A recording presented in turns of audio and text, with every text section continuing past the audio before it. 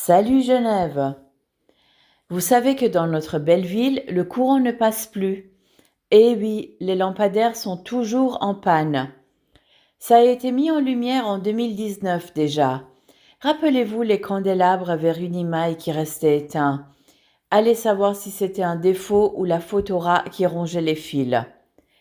Et il y avait d'autres lampadaires qui ne fonctionnaient pas sur la plaine, ceux qui venaient d'être installés après 10 ans de travaux et 40 millions et qui n'étaient pas étanches. Parce qu'il ne pleut jamais à Genève, pas besoin de mettre du matériel qui résiste à la pluie. C'était encore des Lumières qui avaient fait ce choix. Bien sûr, il fallait réparer, combien ça coûterait, mystère. Au moins les SIG, eux, ils installent du mauvais matériel, mais ils annoncent que le remplacer coûtera 80 millions. Mais ça, c'est une autre histoire, car on n'est pas encore près de voir la lumière au bout du tunnel.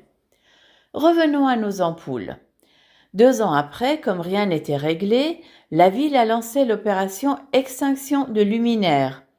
Pour éviter les nuisances, on allait éteindre des lampadaires déjà éteints. En gros, ça fonctionnait pas, mais on mettait en veilleuse.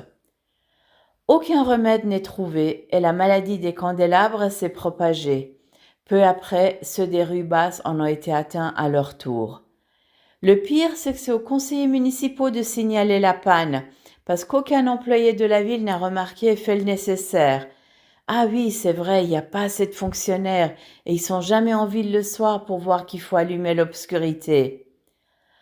Comme toujours en ombre chinoise, le conseil administratif de la ville donne un spectacle son et lumière en dissocié. Beaucoup de bruit pour juste une lampe témoin. Bref, on est à des années-lumière de ce que Genève devrait être, et on avance avec une lampe de poche. Un jour, il faudra quand même faire la lumière sur ses affaires, au lieu de toujours brûler la chandelle par les deux bouts. Allez, ciao!